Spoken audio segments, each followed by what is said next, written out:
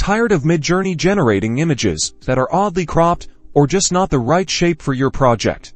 Today, we're diving into aspect ratios, the secret ingredient to mastering image sizing in Midjourney and achieving the perfect visual composition every single time. The magic happens with the AR parameter, short for aspect ratio. You simply add this to the end of your prompt. Aspect ratios are expressed as width to height. For example, 11 creates a square image, perfect for profile pictures. 169 gives you a widescreen format ideal for YouTube thumbnails. To use it, type your prompt as usual, then an AR followed by your desired ratio. For example, imagine a futuristic cityscape AR 32. Midjourney will then generate your cityscape in a 32 aspect ratio, giving you a wider, more cinematic view. Experiment with different ratios to see how they change the composition and focus of your image. A taller ratio, like 23, might emphasize vertical elements. With aspect ratios in your toolkit, you're now in control.